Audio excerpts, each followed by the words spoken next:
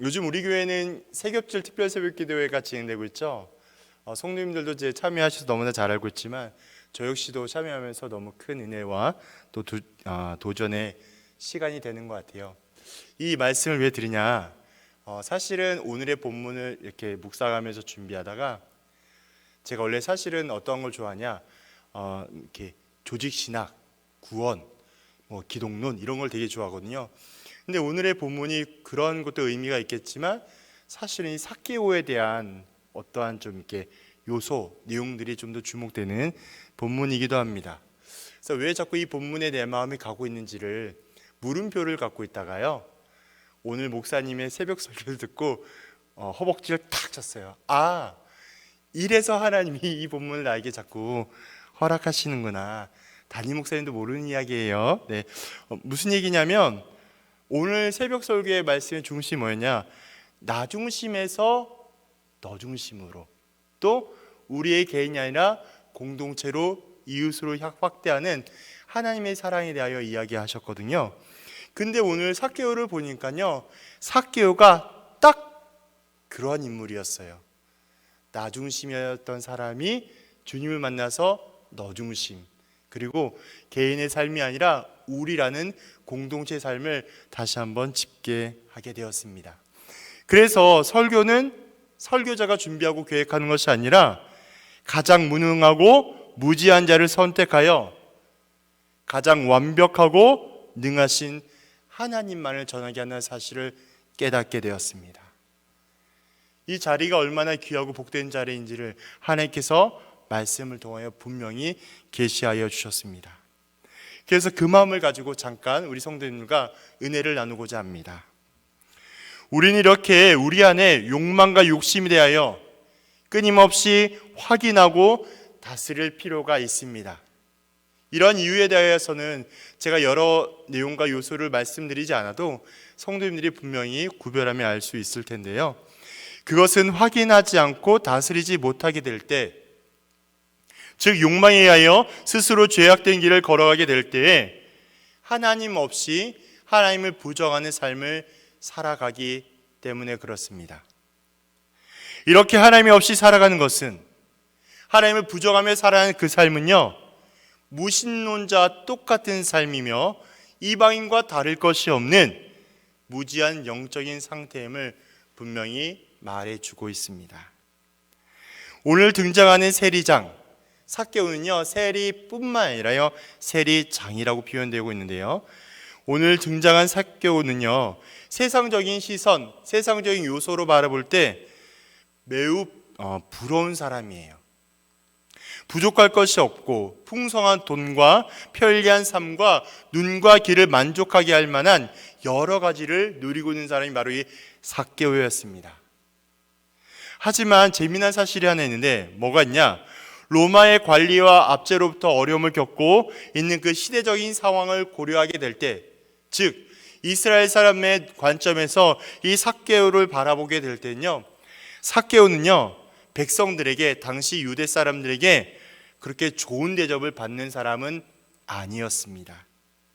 분명 세상적으로 돈은 많고 풍성하고 편리한 삶을 살아가고 더 좋은 것들을 누리고 있지만 이스라엘 사람들에게는 그렇게 좋은 대접과 인정받지 못했던 부류의 사람이었던 것이죠. 그런 이유로 로마의 지배 아래에 있었기 때문에 많은 세금을 걷어갈 뿐만이 아니라 여러 좋은 것이 있을 때에도 빼앗기도 하며 온갖 어려움을 주는 원인 제공자가 바로 이러한 부류인 세리였던 것이죠. 그래서 많은 백성들은요, 세리와 세리장을 맹렬하게 싫어했습니다. 표현되고 있진 않지만 관련되어 있는 어떠한 학문의 저서들을 보면 인간 취급도 안 하고 짐승만도 못하다라는 그런 부류나 인정까지도 하고 있다는 것을 알게 합니다. 이렇게 세리장인 삭개오를 만난 것, 예수님께서 만난 것은 결코 우연한 만남이 아니었습니다. 쉽게 이야기해서 그냥 흔한 만남이 아니었다는 것이죠. 예수님께서는 하나님의 구원의 계획을 이루시기 위하여 예루살렘 길로 향하고 계셨고 그 과정 가운데 오늘 죄인이었던 삭개오를 만나기 위하여 그 자리에 오게 되신 것입니다. 그래서 제가 말씀드린 것이 우연한 만남이 아니라는 것이 바로 그런 의미에 있는 것이죠. 그래서 우리 주님이 하신 일은요, 예수님께서 하신 일은 우연이라는 것이 없습니다. 하나님께서 우연히 우리를 지으신 것도 아니고요, 우연히 세상 모든 만물을 창조하신 것도 아니고, 우연히 우리를 구원하신 것도 아니기 때문에 그렇습니다. 우리는 우연으로 구원받은 게 아니라는 것이죠. 삭개오와 예수님의 만남은 예수님께서 직접 선택하셨고 계획하셨으며 예수님의 의도적인 만남이라는 전제를 기억하셔야 합니다. 예수님께서 계획하신 만남이란 것이죠. 죄인인 삭개오를 만나서 그를 받아주셨고 그의 죄를 용서하여 주셨으며 더 이상 죄인이 아니라 의인으로 여기며 살아가도록 삭개오에게 은혜를 주신 분이 오늘 예수님의 말씀이자 뜻과 내용인 것입니다. 이러한 삭개오의 모습을 통하여서 우리는 무엇을 알 수 있겠습니까? 첫 번째는요, 예수님을 만나려는 열심을 발견하며 보게 합니다. 그 내용이 1절에서 4절에 등장하고 있습니다. 제가 처음에도 말씀드렸던 것처럼 세상적으로 부족함과 모자람이 없는 그러한 세리의 장이었던 삭개오, 그는요 예수님을 간절히 만나길 원했던 사람입니다. 재미난 사실은 제가 계속 반복할 설명을 드리지만 삭개오는요 정말 돈도 많고 세상적으로 부족함이 없고 정말 그런 사람이었어요. 그래서 당시 많은 유대 사람들에게 어쩌면 권력과 권위가 있는 사람이었을지도 모르겠습니다. 그래서 그에게는요 정말 세상 남부럽지 못할 삶이 있었던 것이죠. 그런데 또 다른 문제는 그가 세금을 걷어서 일정 부분을 로마의 정부에 바치기 때문에 가능한 많은 돈을 얻으려면 어떻게 될까요? 더 많이 착취하고 빼앗고 해야 되겠죠. 이러한 일들을 통해서 많은 유대 사람들에게 돈을 빼앗고 또 그것들을 걷어서 자신의 유익과 배를 채워야만 했었던 상황이었습니다. 어찌됐든 삭개오는요 이러한 상황과 과정 속에서 만족감을 누리지 못했던 거예요. 그리고 그러한 상황을 오직 기뻐하지도 않은 것 같습니다. 항상 죄책감과 불안에 살아가면서 끝없이 다른 가치와 다른 만족을 찾아다니고 있었습니다. 그때 예수님에 대한 소문을 듣게 돼요. 우리가 오늘 다 읽진 않았지만 그 누가복음의 전후장의 말씀을 보면 예수님께서 행하시면서 말씀을 가르치고 이적을 행하시면서 하나님 나라의 복음을 전파하는 내용들을 어렵지 않게 발견합니다. 이처럼 예수님의 행하신 사역들과 예수님의 일들을 그 소문을 듣게 되면서 예수님에 대한 관심이 더 커져갔던 거예요. 누구에게? 삭개오에게. 그분이라면, 예수님이라면 내 지금 이 마음과 어려움을 해결해 줄 수 있지 않을까. 이러한 마음으로 그에 대한 마음과 관심을 더욱더 갖고 있었습니다. 그런데 예수님 만나는 그 길은요 쉽지 않아요. 그 길을 가는 것은 그렇게 마음처럼 쉽지 않습니다. 자신의 처지와 비슷한 사람이 너무나 많이 있었을 것이고요, 또 삭개오가 표현되어 있는 것처럼 키가 작은 형편 때문에 예수님을 그 많은 무리와 군중 속에서 볼 수 있다는 것이 좀처럼 쉽진 않았을 것입니다. 그렇게 예수님을 만나면 무엇인가 해답을 얻을 거라고 기대는 하고 있었지만 정작 만나려는 그 순간에 직면하게 되면 어려움 때문에 예수님을 보지 못했을 것입니다. 그래도 오늘 삭개오는 어땠을까요? 삭개오는요 포기하지 않았어요. 제가 처음에 첫 대지를 말씀드렸던 것처럼 예수님을 만나려는 그 열심, 다른 표현을 뭐라고 해야 할까요? 예수님을 향한 그 열정이 있었기 때문에 삭개오는 오고 있는 많은 어려움과 요소를 포기하지 않고 끝까지 만나고자 하는 그 열심이 있었던 사람이었습니다. 그래서 삭개오는 끝까지 예수님 만나기를 간청했고요, 예수님을 만나서 자신의 어려움과 문제를 해결해야만 했습니다. 왜 그럴까요?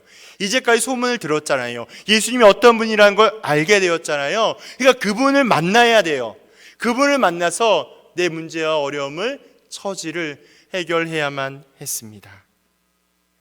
아무리 돈이 많고 힘과 권력이 있다 할지라도 세상이 줄 수 없는 힘, 세상이 줄 수 없는 평화는 오직 예수님 안에 있음을 이 장면을 통해 우리는 분명하게 알 수 있습니다.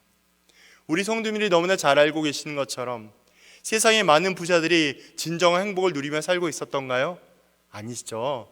세상의 많은 부자들도요, 때로는 여러 가지 원인과 요소로 인해서 공허한 마음에 들기도 하고, 이것이 확대되어서 안 좋은 결과를 우리가 어렵지 않게 발견하는 것처럼, 그렇게 무엇인가 많이 갖고 있어도, 많은 것이 누리고 있어도 그 안에 해결할 수 없는 어려움과 문제가 있음을 우리는 보게 됩니다. 그렇게 참된 평안과 세상에서 공급받지 못할 유일한 것은 오직 예수님밖에 없음을 우리는 알 수 있습니다. 삭개오의 열심은 세상에서 가장 큰 유일한 힘이 무엇인지 설명해 주고 있습니다. 세상을 아무리 찾아와도요, 예수님만한 가치와 존재는 이 세상에 전혀 없습니다.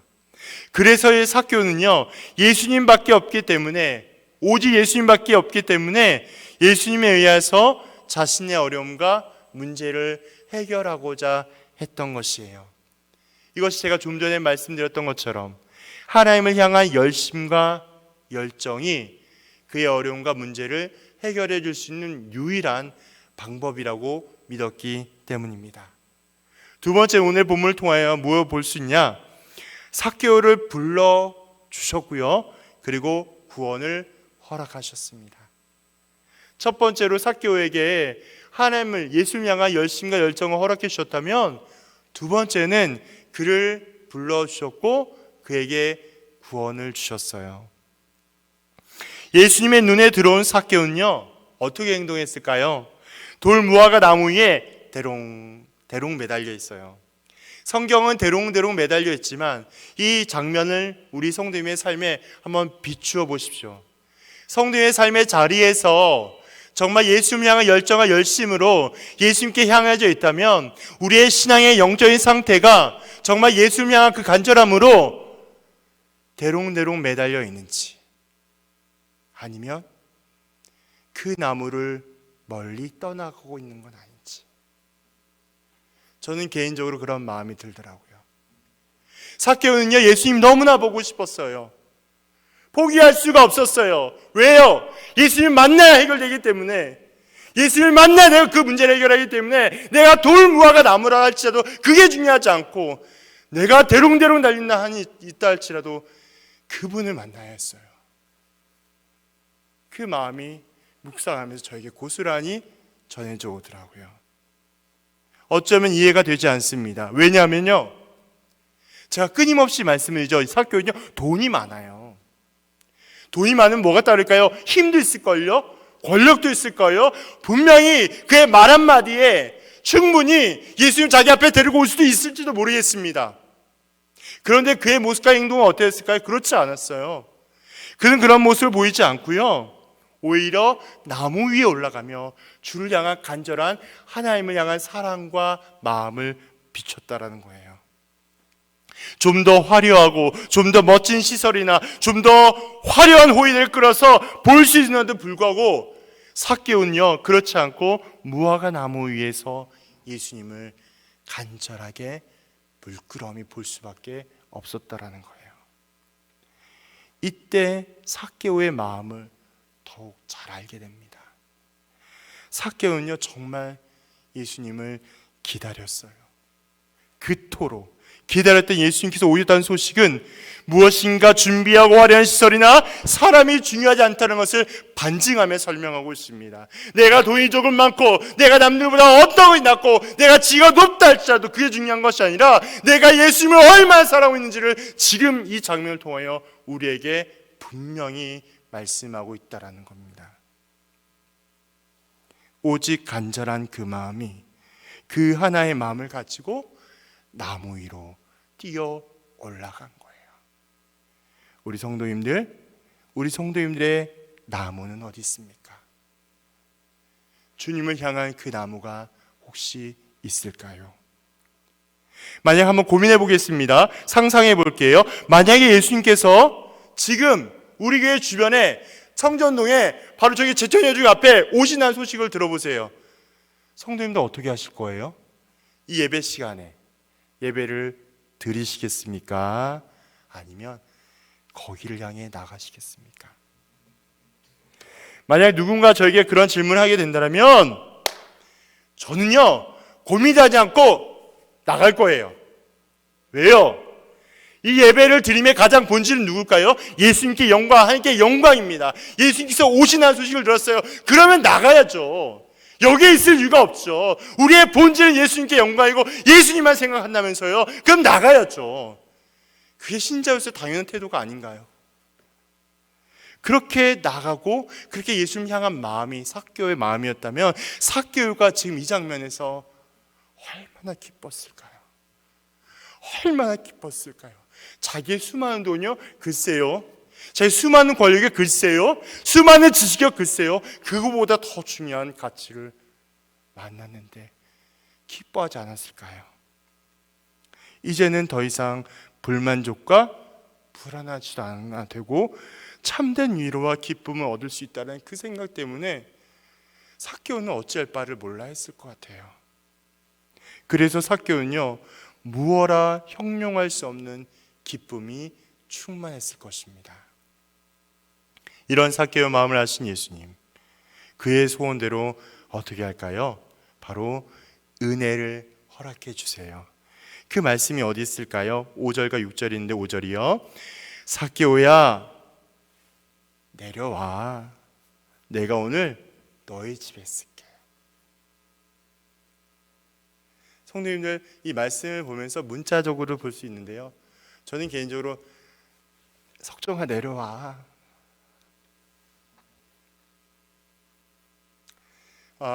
그냥 황량한 광야 같은 이 세상을 살아갈 때 우리는 믿음으로 바라보잖아요. 그렇죠? 믿음은 보이지 않는 것이고 바라는 것도 실상이고 십자가를 묵상하고 살아간다는데 여전히 넘어지잖아요. 우리는 크고 작은 어려움 앞에 넘어질 때마다 내려와 아들아, 내가 너랑 함께 할게. 그런 메시지가 얼마나 남겨지는지 모르겠어요. 삭개오에게 말씀하신 예수님이 삭개오야 내려와, 내가 너 마음을 너무 잘 알고 내가 너희 집에 갈게. 은혜를 얻은 거예요. 구원을 얻었어요. 그렇게 간절히 바라던 위로와 소망을 얻게 되었던 것입니다. 그것이 우리가 말로 닿을 수 없는 구원의 감격과 기쁨이에요. 우리 성도들이 그렇게 외치고 다녔던, 우리 성도들이 그렇게 소망과 헌신과 봉사의 자리에 기본적으로 누려야 했던 구원의 감격과 기쁨이 그 자리에서 아무것도 주지 아니하여도 주님만 생각하면, 십자가만 묵상하면 그냥 그 자리에 머물 수밖에 없는 그 은혜가 우리에게 주시는 구원의 감격과 기쁨의 은혜라는 거예요. 삭개오처럼 내려와. 우린 그 은혜를 기억해야 되겠습니다. 세 번째는요, 예수님을 만났어요. 그 다음에는 예수님 만난 모습이 어떠했냐? 진실한 회개가 일어납니다.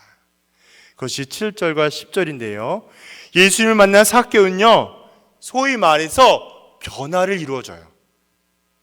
다시 표현할게요. 예수님을 인격적으로 만났으면 성도님들 변화가 있어야 됩니다. 변화, 삶의 변화, 신앙의 변화, 언어의 변화, 행동의 변화가 반드시 있어야 돼요. 야고보서에 보면 믿음과 행함이 등장해요. 이 행함을 가지고 마치 행동으로만 표현해서 행동이 중요하니까 행동이 너무너무 중요해 라고 치부할 것이 아니라, 믿음과 행함이 이원론적으로 우리가 이해하지 못하는 것처럼, 왜냐하면 온전한 믿음을 증명하려면 진실한 행함이 필요한 것처럼, 진짜 예수님을 만났다면 온전한 변화, 회개의 변화가 우리 안에 반드시 증명되어야 하기 때문에 그렇습니다. 그래서요 삭개오는요 예수님께서 특별히 요구하지 않았음에도 불구하고 스스로 자신을 돌아보고 도적질로 여기며 행동했던 것들을 바로잡기 위해서 이제까지 얻은 것들을 포기하며 결단하는 모습을 7절부터 보여줍니다. 읽어드리겠습니다. 삭개오가 서서 주께 여짜오되 주여 보시옵소서 내 소유의 절반을 가난한 자들에게 주겠사오며 만일 누구의 것을 속여 빼앗는 일이 있으면 내 갑절이나 갚겠나이다. 뭐예요? 자기가 이제까지 도적질한 거, 자기가 이제까지 나쁜 짓 한 거, 자기가 이제까지 하나님 바라보시 기쁘지 않은 모습이 있으면 하나님, 제가 회개합니다. 그리고 저의 죄를 용서해 주세요 라고 고백하고 있는 거예요. 이제까지 얻은 모든 재산을 포기하며 결단해 주는 모습을 보여주고 있어요. 여기서 회개가 무엇인지 확실하게 증명되고 있습니다. 회개는 뭘까요? 회개는요, 자신의 잘못을 철저히 첫 번째 인정, 그리고 그 자리에서 하나님께로 되돌아오는 것, 이것을 의미합니다. 구체적으로 어떤 행동을 하며 되돌아와야 하는지를 실천하는 것, 이것이 진짜 회개의 모습이에요. 혹시라도 우리 성도님들 가운데 회개하면 고백하고 기도했어, 어느 정도 회개했네, 끝! 이렇게 생각했다면 오산입니다. 진짜 회개는요, 하나님 앞에 고백했잖아요. 내 연약함, 내 부족함, 내 죄악, 내 허물, 그걸 고백했으면요, 하나님이 원하신 자리, 성령께서 감동하게 하신 모습, 그 자리로 돌아가는 몸부림, 애씀, 이 모든 것을 회개로 보셔야 해요. 말뿐인 신앙이 아니라 자신의 삶으로 증명해내는 실천적인 신앙인의 모습이 우리 가운데 증명이 되어야 한다는 것이죠. 말로만 회개하며 죄를 고백하는 것만큼 어리석고 교만한 것이 없습니다. 그런 고백은 하나님을 가볍게 여기는 것과 똑같은 고백입니다. 하나님을 진실로 사랑하고 인정하여 회개의 고백을 드리게 된다면 회개에 맞는 합당한 열매를 반드시 필요합니다. 그래야 회개의 참된 의미와 뜻을 나타낼 수 있기 때문에 그렇습니다. 좀 더 삭개오의 회개의 의미를 다른 편에서 조명해 보도록 하겠습니다. 삭개오의 회개의 모습은 다른 의미가 있는데요, 오늘 읽었던 19장 말고요, 18장 22에서 23절을 잠깐 보도록 하겠습니다. 거기에 보면 부자 관원의 모습이 등장해요. 그 부자 관원의 모습 잠깐 읽어드리겠습니다. 예수께서 이 말을 들으시고 내가 내게 아직도 한 가지 부족한 것이 있으니 내게 있는 것을 다 팔아 가난한 자들에게 나눠주라. 그리하면 하늘에서 내게 보화가 있으리라. 그리고 와서 나를 따르라 하시니 23절 그 사람이 큰 부자이므로 이 말씀을 듣고 뭐하더라? 심히 근심하였더라. 지금 부자 관원이 예수님께 와서 어떻게 하면 구원 얻을 수 있어요? 라고 물어봤단 말이에요. 그래, 예수님이 지금 설명했잖아요. 이렇게 해야 돼. 너의 가진 거 있는 거 나눠주고 너의 삶으로 회개한 것들을 삶에서 보여줘야 돼 라고 알려줬단 말이에요. 근데 뭐예요? 23절에 보니까 그 사람이 뭐함으로 부자였대요. 근데 뭐예요? 부자였는데 근심했대요. 뭘 의미할까요? 아직도 자기 안에 죽어지지 못한 자아가 있고 아직도 썩어질 가치에 매여 있는 연약한 모습이 있단 말이죠. 이게 뭐예요? 여전히 회개하지 못한 어려움과 난관이 있다는 것을 우린 분명히 알게 합니다. 이러한 모습은요, 완전한 율법을 준수하고 영생을 얻고자 하여 예수님께 찾아온 부자 관원에게 예수님이 영생을 얻고자 하여 재물을 가진 사람이 나눠주라 하신 말씀을 듣고도 근심하며 영생을 포기한 것과 지금 삭개오의 회개의 모습이 대조로 이룬 것을 알 수 있게 합니다. 특별히 삭개오는요, 유대 사람들이 죄인이라고 경멸하고 멸시했던 세리였지만 이것을 스스로 자원하여 반면에 세상적으로 많은 사람의 존경을 받았던 관원은 예수님께서 영생을 얻기 위한 방법을 알려주셨음에도 불구하고 포기하지 않는 어리석은 모습을 보여주고 있습니다. 이러한 대조에서 눈에 보이고 들리는 세상적인 가치의 모습에 있지 아니하고 오직 하나님의 말씀에 따라서 이것을 어떻게 반응하며 따라가냐에 따라 구원을 얻게 되는지 분명히 구별하며 알 수 있다는 것이 중요한 것입니다. 즉 겸손한 마음과 성실한 자세로 말씀의 은혜를, 능력을 구별하며 나아갈 때에 우리는 흔히 소위 말하는 은혜의 이적과 표적을 경험할 수 있습니다. 다시 한번 성도님께 말씀드리겠습니다. 삭개오의 회개는요, 억지로 강요한 회개가 아닙니다.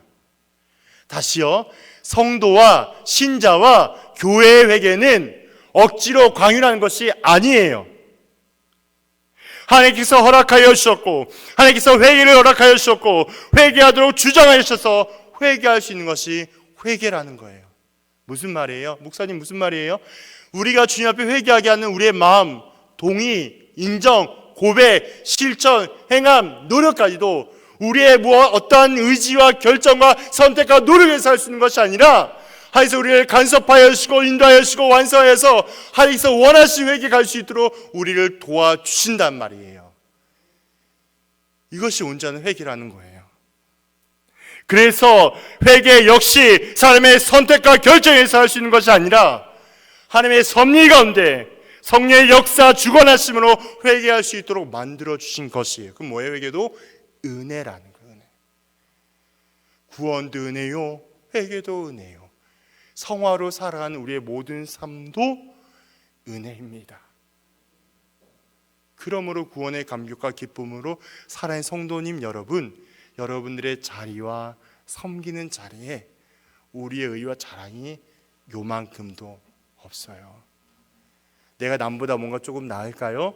내가 남보다 조금 뭔가 달란트가 있을까요? 은혜로 받은 거잖아요.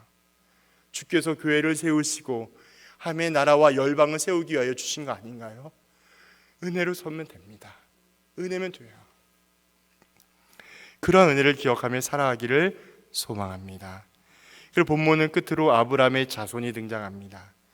본문에 말하는 아브라함의 자손이라는 뜻은요, 유대인들이 주장하는 혈통적인 폐쇄성이나 율법 교리에 집착하는 것이 아니라요, 아브라함같이 믿음을 가지고 선한 의를 베푸는 자를 의미하고 있으며 이제는 더 이상 죄인이 아니라 하나님 나라의 자녀가 되었음을 선언하는 의미에서 아브라함의 자손이라고 표현이 된 것입니다. 얼마나 기뻤을까요? 얼마나 좋았을까요? 제가 삭개오라면요, 이 재산이 중요한 것이 아니라 막 뛸 듯이 기뻤을 거예요. 이 소위 말하는 구원의 감격과 기쁨 때문에 주님, 내가 뭘 어떻게 하면 될까요? 내가 뭘 어떻게 하면 되겠습니까? 주님, 뭘 가장 기뻐하세요?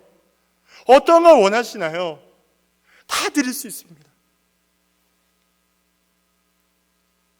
그러지 않았을까 싶습니다. 우리의 마음이, 우리의 섬김이, 우리가 주님을 향한 우리의 온 평생의 모습이 그와 같은 모습이 되어야 하지 않겠습니까? 오늘의 본문을 통해 우리는 무엇을 느끼며 깨달을 수 있을까요? 첫 번째는 내 문제를 정확하게 발견하고 인식하여 오직 해답은 예수 그리스도임을 인정합시다. 내 문제, 내 어려움 발견하고 인정하십시오. 그리고 어떻게 해요? 예수님께 나아가세요. 삭개오가 예수님을 애타게 찾았던 분명한 이유는요, 다른 것에 있지 않았어요. 세상적인 부유함과 넉넉함이 있다 할지라도요, 뭔가 권력과 권위야 뭐가 채웠다 할지라도 여전히 채우지 않는 허전함과 불만족함은 오직 예수님밖에 해결되지 않음을 그가 알았기 때문입니다. 그래서 예수님께 갔어요. 그래서 예수님만을 높이는 그러한 자리에 이르게 되었습니다.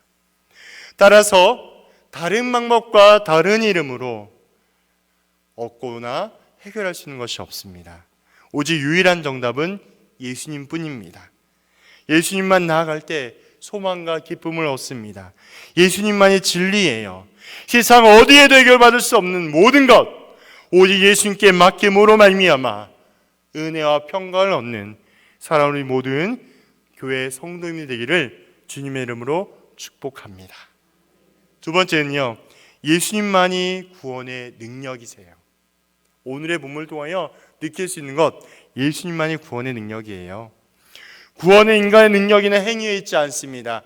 이것은 성경 어디를 봐도 똑같은 진리예요.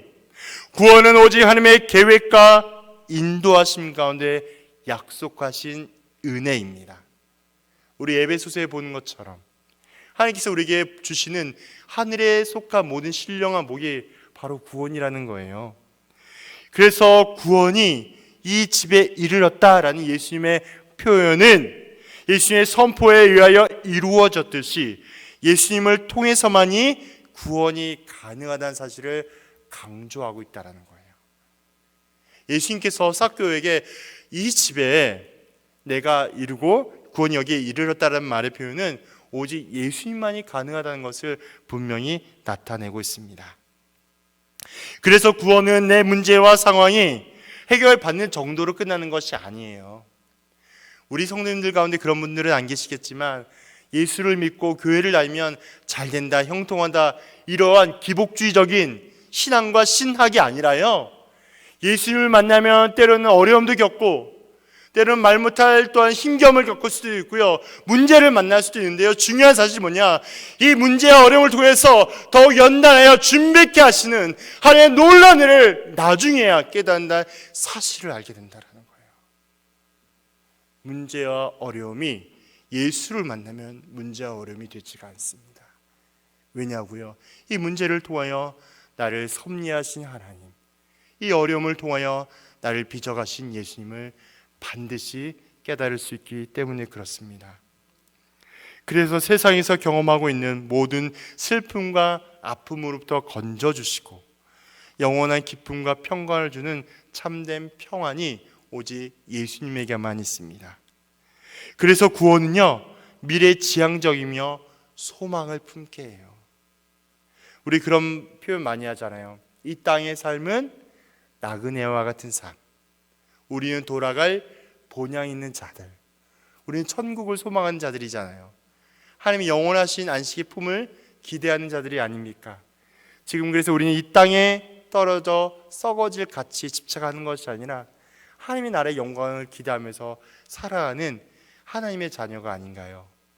우린 그런 사람들이기 때문에 그렇습니다. 구원의 소망이 있기 때문에 우리는 현재의 힘겨움과 아픔을 넉넉히 이기며 나갈 수 있습니다. 문제보다 크신 하나님을 신뢰하십시오. 문제를 넉넉하게 이기실 성령님만을 인정하십시오. 하나님께서 우리 성도님들을 충분히 풍성한 은혜로 인도하시며 응답하실 것입니다.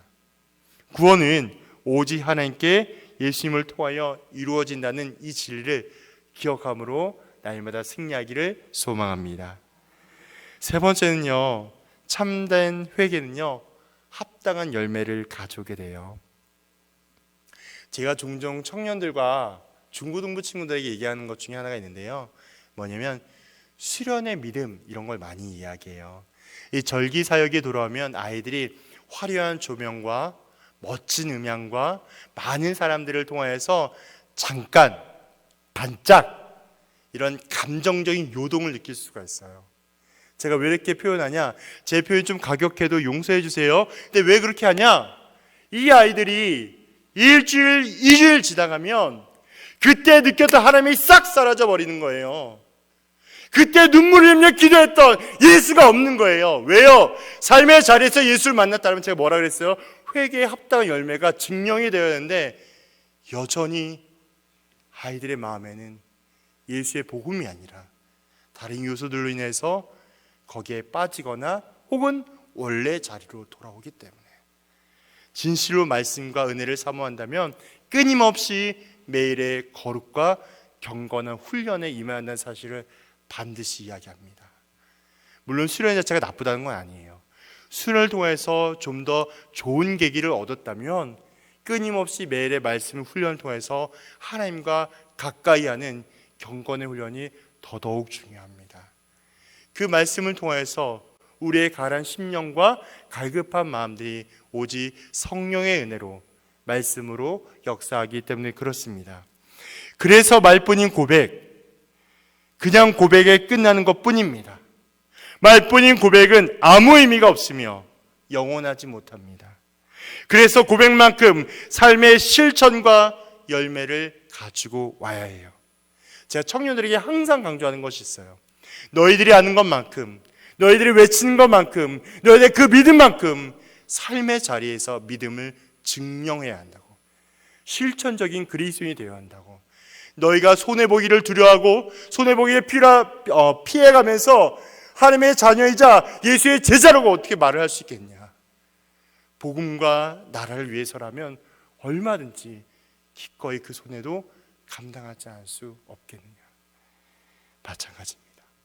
우리의 삶의 자리에서도 이렇게 실천적인 요소로 우리가 섬기며 훈련하며 생활하게 될 때 그것이 회개에 합당한 자의 당연한 모습이 되기 때문입니다.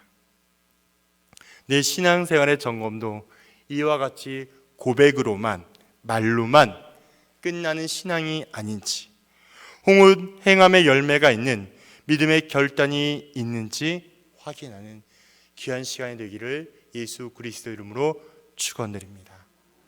사교의 마음을 통하여서, 사교의 열심을 통하여서 우리 성도님의 마음이 늘 주님께 향하여 있고 매일마다 성경 앞으로 가까이 하여서 성령께서 조명하시고 깨닫게 하시고 감동하게 하신 은혜가 매일의 기도 제목이 되게 하여 주시고 또 그 기도 제목을 통해서 하나님께 영광을 올려드리며 순종의 열매를 맛보는 사랑하는 우리 귀한 성도님들 되기를 주님의 이름으로 축복합니다.